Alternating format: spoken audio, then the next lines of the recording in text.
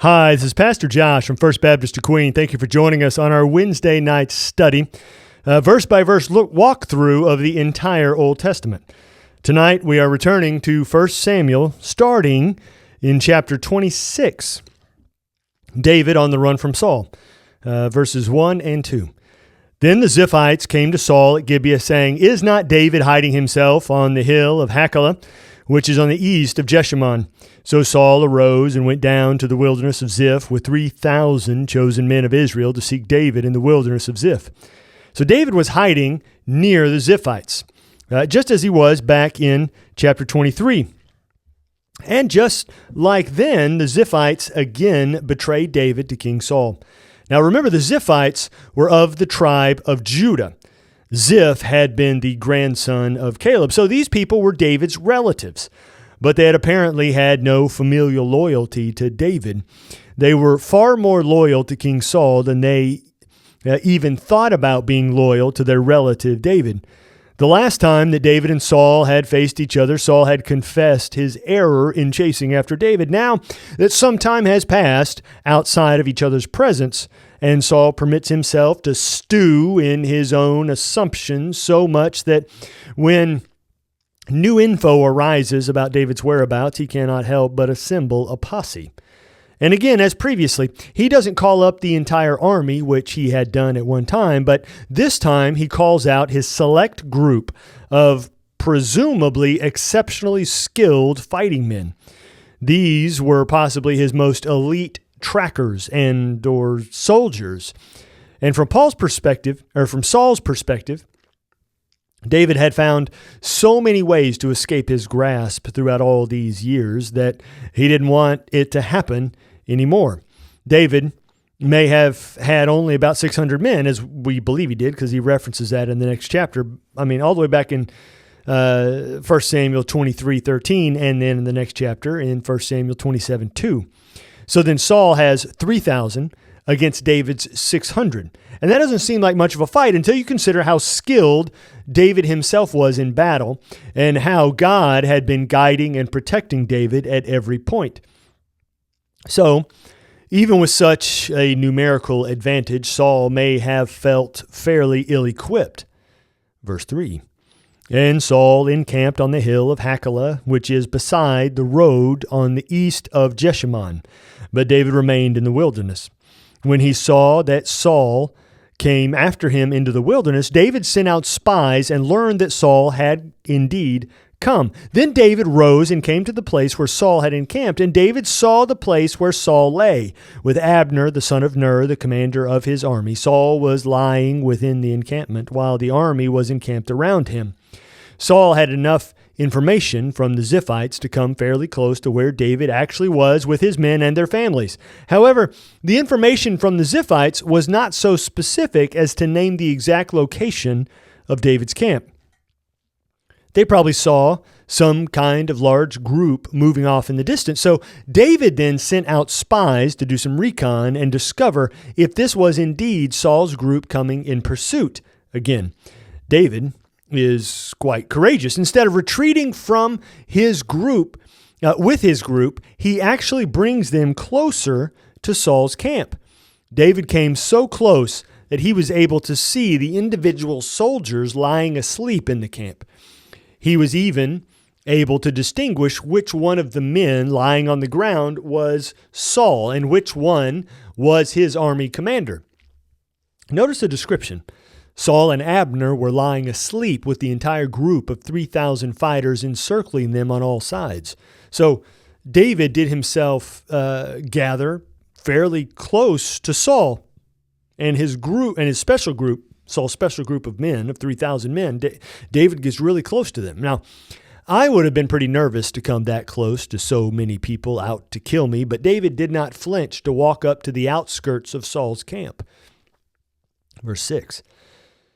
Then David said to Ahimelech the Hittite and to Joab's brother Abishai, the son of Zeruiah, "Who will go down with me into the camp to Saul?" And Abishai said, "I will go down with you." So David and Abishai went to the army by night, and there lay Saul sleeping within the encampment, with his spear stuck in the ground at his head, and Abner and the army lay around him. Then Abishai said to David, God has given your enemy into your hand this day. Now, please let me pin him to the earth with one stroke of the spear, and I will not strike him twice. So David is not content to stay on the outskirts of the camp. This passage reveals David's intent in having come so close to Saul's camp, which was a question of mine. We know from what is going to be said in a few verses that David had no intention of killing Saul. The last time he had been so close to Saul, his men had wanted to kill Saul, just as here. But David had not only resisted their advice, he had rebuked his men and merely cut off the edge of Saul's robe. Maybe David intended to similarly cut off a piece of Saul's robe again to remind him of his admitted error also from the last time. So David and his nephew Abishai sneaked down into Saul's camp, past all the soldiers lying around Saul. It can be assumed that Abishai is whispering to David here so as not to awaken the enemy. Abishai tries to convince David that this is his opportunity to remove the evil King Saul from over Israel. Abishai even invokes God and his plan in his effort to persuade David to allow him to kill Saul. Abishai sees poetic justice in wanting to use Saul's own spear, which had been used in the past to try to kill David and to kill Saul, or had been used in the past by Saul to try to kill David. Maybe Abishai really was so swift and skilled as to be able to instantly kill Saul. But it really seems quite a risk to kill Saul while David and he were both completely surrounded by 3,000 elite fighters. But David does not even consider Abishai's lethal suggestion. Verse 9. But David said to Abishai, do not destroy him, for who can put out his hand against the Lord's anointed and be guiltless?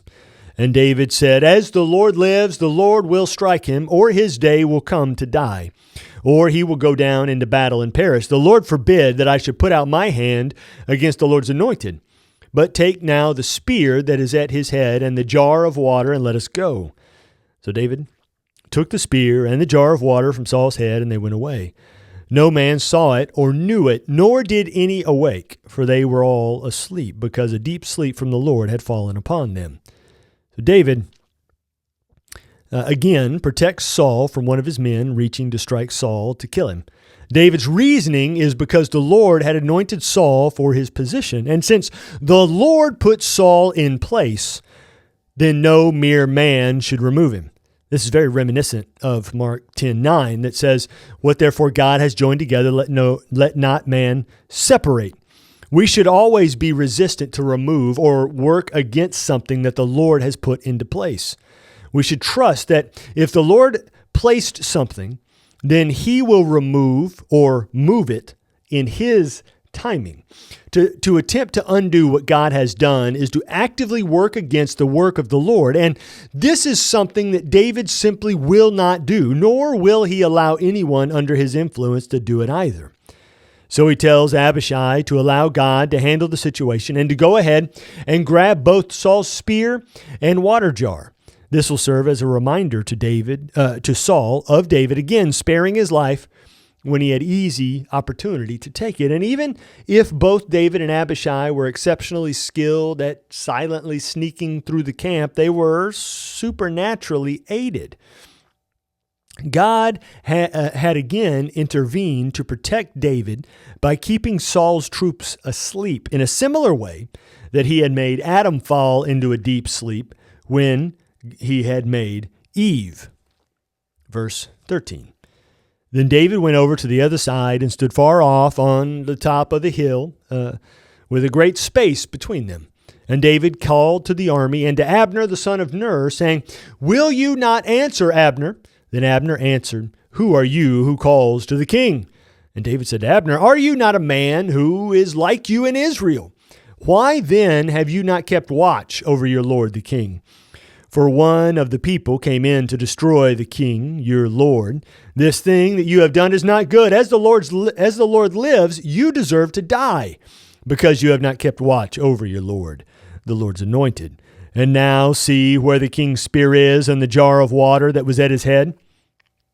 So David, he had descended the hill upon which Saul and his men had camped, and he went up the hill opposite them. David is enough distance away to seemingly retreat if necessary, but he's also close enough that his voice can be heard by the entire enemy force. It is presumably still somewhat dark, and the men of Saul are waking at the sound of David's voice. God allowed them to wake up so they can be forgiven for not being able to instantly recognize David's distant outline, nor his voice. And this is indicated by Abner's question about David's identity. Who are you?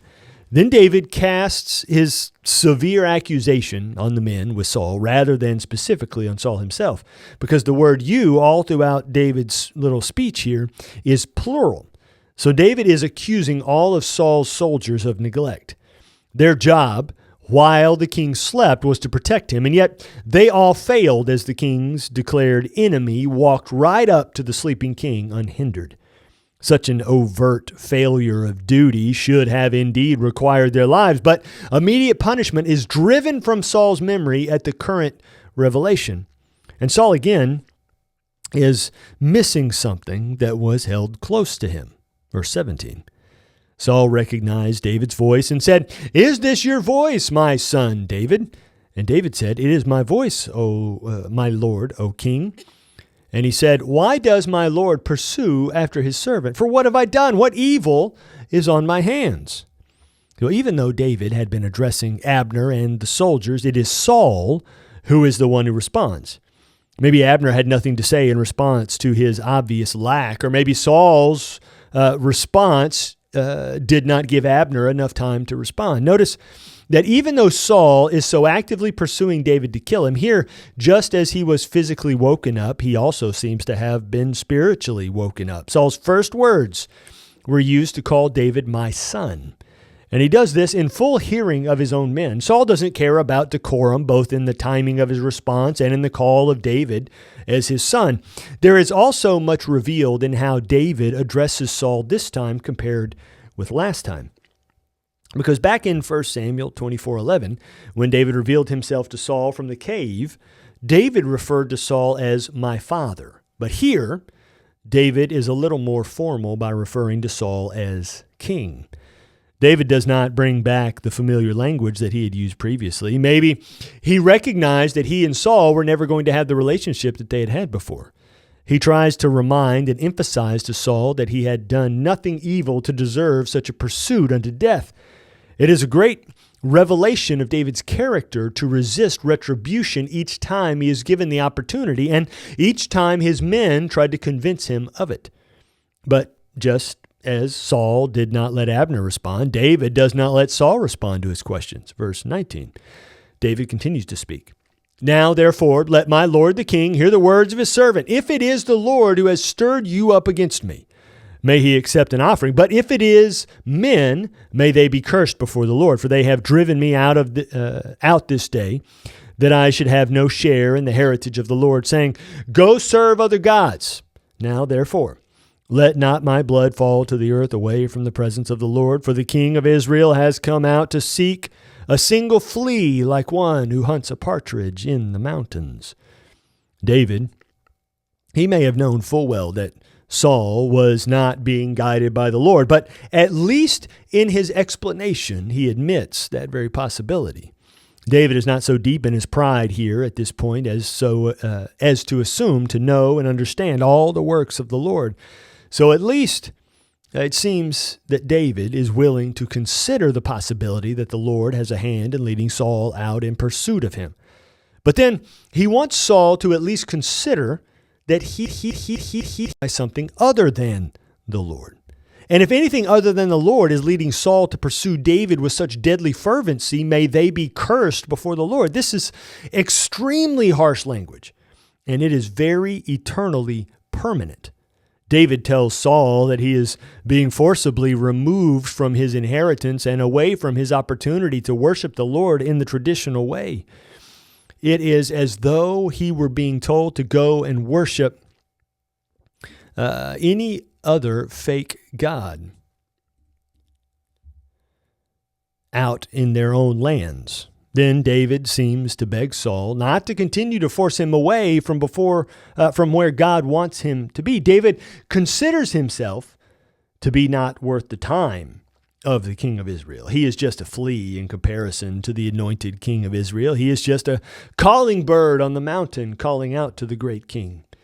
David's speech here is an appeal, both for relief from the king, as much as it is an appeal for the repentance of the heart of the king. Look at verse 21. Then Saul said, I have sinned. Return, my son David, for I will no more do you harm, because my life was precious in your eyes this day. Behold, I have acted foolishly and have made a great mistake. And David answered and said, Here is the spear, O king. Let one of the young men come over and take it. The Lord rewards every man for his righteousness and his faithfulness, for the Lord gave you into my hand today, and I would not put out my hand against the Lord's anointed. Behold, as your life was precious this day in my sight, so may my life be precious in the sight of the Lord, and may he deliver me out of all tribulation. Saul publicly acknowledges his sin as sin, and he declares a complete changing of his ways. And it isn't a simple statement either. He confesses his sin, admits to wanting to do him harm, and confesses both to acting foolishly and being greatly mistaken. This is almost a complete humbling of the king to his declared enemy. He removes David as public enemy number one in front of his best warriors so they all can serve as legal witnesses to Saul's change of heart with regard to David's status. David accepts Saul's word, at least for the moment in front of the men. He will return Saul's things if he will send one of his servants to come retrieve them.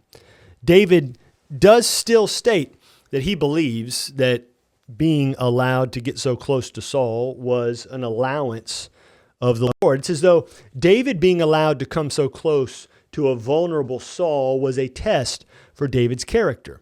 It was an opportunity for David to demonstrate great faithfulness to the Lord, both before Abishai and Saul and Abner and Saul's men. Everyone was able to see the kind of man that David was in direct contrast to the kind of man Saul was. Saul unjustly pursued his son-in-law, the champion of the nation. And David, in great mercy, spared the one acting with foolish injustice. Then David offers one last prayer of blessing for himself. He prays that God would continue to deliver him through every difficulty that would arise, just as he, David, delivered Saul unharmed that day. Verse 25. Then Saul said to David, Blessed be you, my son David. You will do many things and will succeed in them. So David went his way, and Saul returned to his place. Saul does something truly unique here in his farewell to David. Saul offers David a blessing and again refers to him as his own son. It would seem that Saul was able to return to right thinking and faithful actions when he is in David's presence. This is a great illustration of how impactful the influence that we allow to surround us can have on our everyday actions and thoughts. If anyone or anything would steer us away from the Lord's plans, then we must hold their influence at arm's length and not allow them to hold sway over our lives. Saul is able in the moment to gain a clear head and to recognize the Lord's hand on David's life to bring him into successes. Then David and Saul separate and will never see each other again after this encounter. Not only that, but maybe Saul really did mean what he said back in verse 21, that he would no longer seek to do David harm. Because this is also the last time that Saul will assemble a group of people to hunt down David and his men. Maybe it was because in the very next chapter, David leaves the country, but maybe it was actually a genuineness on the part of Saul to no longer desire to hurt David after this interaction. He at least seems to mean it while standing there with David.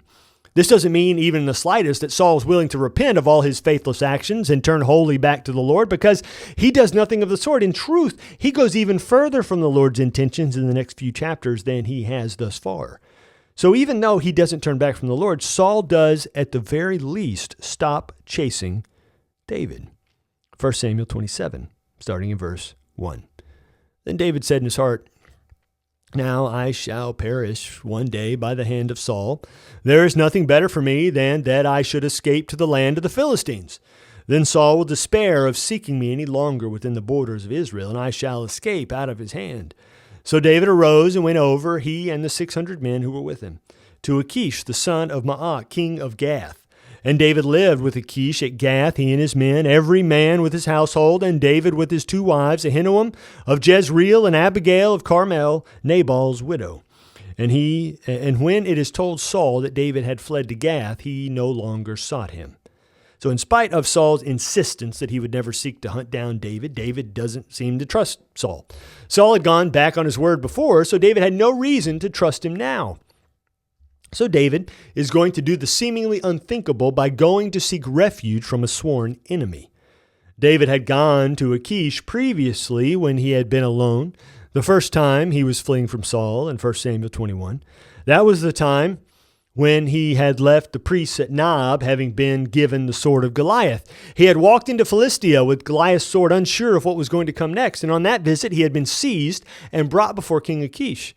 Fearing what might become of him at the hands of the enemies, David had acted out of his mind and had been dismissed from the kingdom as a crazy fool. Now David is returning with 600 warriors and all of their families, seeking refuge from their enemies. Undoubtedly, the Philistines would have remembered what David had done to their champion Goliath, especially since he was still most likely carrying Goliath's sword. It's quite telling of Achish that he allows David and his men and all of their families to make Gath their home. It is most likely that news of David's status in Israel would have reached the surrounding nations, and Achish probably knew that Saul considered David to be a threat to his throne, and maybe this was the reason Achish so readily accepted David and his men and their families. Maybe he thought that keeping safe King Saul's enemy would prove to be a great help to him and his people down the line. And then David said to Achish, "If I have found favor in your eyes, let a place be given me in one of the country towns that I may dwell there. For why should your servant dwell in the royal city with you?" So that day Achish gave him Ziklag. Therefore Ziklag belonged to the kings of Judah to this day, and the number of the days that David lived in the country of the Philistines was 1 year and 4 months. David quickly recognized that his 600 men and all their families would disrupt the lives of everyone in Gath. So David requested that some village far enough away from the inner workings of one of the 5 Philistine capital cities be given to him and his company. It is very likely that David knew what his intentions would be in Philistia, and so he accordingly requested to be out from under the scrutinizing watch of the Philistine people. We don't currently know exactly where ancient Ziklag was located. All that we know is that it was far enough away from Gath that Achish would not hear the specifics of what David was up to. David was thus very strategic to request that he be given one of the country towns. He even presented it as though the king of Gath were too great a presence for someone as lowly as David to be so near to. This really appealed to Achish, as it tends to with all of us when we succumb to our own pride rather than to the ways of God. And David stayed in Philistia for only 1 year and 4 months. However, even when he returned and assumed the throne, he was able to retain possession of the village of Ziklag. Maybe Achish was too afraid to attempt to take it back from David because of how skillful a warrior David and his men were. Verse 8. Now David and his men went up and made raids against the Geshurites, the Girzites, and the Amalekites. For these were the inhabitants of the land from of old as far as Shur to the land of Egypt. And David would strike the land and would leave neither man or woman, nor woman alive, but would take away the sheep, the oxen, the donkeys, the camels, and the garments and come back to Achish. David used his position there in Ziklag to lash out and strike against other enemies of Israel. And these were people who openly defied God and did horrible things in their cultural practices and in their worship of their fake god. This would serve to strengthen Israel once David would be confirmed as king following the death of Saul. But even more specifically, two of these nations had been mentioned before. The Geshurites themselves were located within Israel's own boundaries. They actually held land within the tribal lands of Judah, David's homeland. And all the way back in Joshua chapter 13, verses 1 and 2, we're told that the Israelites had not removed the Geshurites from the land of Canaan as God had commanded them to. So they had been told to remove the Geshurites because of the things that they had done, and they did not do it. So David, in raiding the Geshurites, he was fulfilling the command of the Lord in which his ancestors had failed. And then you got the Amalekites mentioned here. And the Amalekites were commanded to be removed as punishment for their own actions all the way back under Moses in Exodus 17, verses 15 and 16, and Deuteronomy 25, verses 17 through 19. Also, King Saul was supposed to remove the Amalekites, but then he had failed in 1 Samuel 15. So David sets out to fulfill the word of the Lord that had yet to be fulfilled by Moses and by Joshua and by Saul. And then you got this third group here, the Girzites. They were a group of people that we really don't know anything about. But because of their inclusion in this list, alongside these other two groups, it can fairly safely be assumed that they were similar in their sinful actions. And so David's out raiding these people. However, Achish was able to find out that David and his men would leave each day, but he was not close enough to Ziklag to know the specifics of where David would go. And so David comes back and deceives him. Verse 10. When Achish asked, "Where have you made a raid today?" David would say, "Against the Negeb of Judah, or against the Negeb of the Jerahmeelites, or against the Negeb of the Kenites."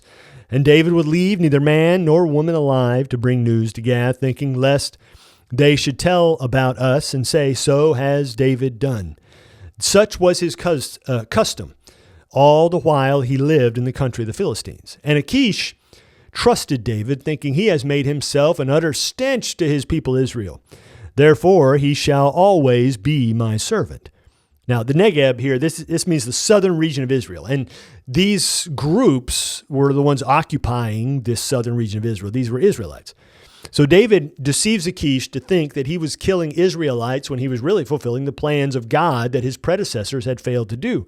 And any potential spying messenger was removed so as to keep Achish from knowing the truth about David's battle plans. So Achish began to believe that the Israelites were developing a hatred for David because he was attacking them, David was telling him this. And Achish assumed that David's loyalty had switched from the Israelites to him. He foolishly thought that David would never return to his people because he thought there was no way that the people would accept him back after these reported attacks. Now, we should take this as a warning to never allow prideful assumptions to guide our decisions. We should only ever follow the Lord's direction for our decisions. Now, thank you for joining us as we walk verse by verse through the Old Testament. I hope you'll come back next week as we continue to see what is transpiring in the life of King Saul. Here, these final chapters of 1 Samuel.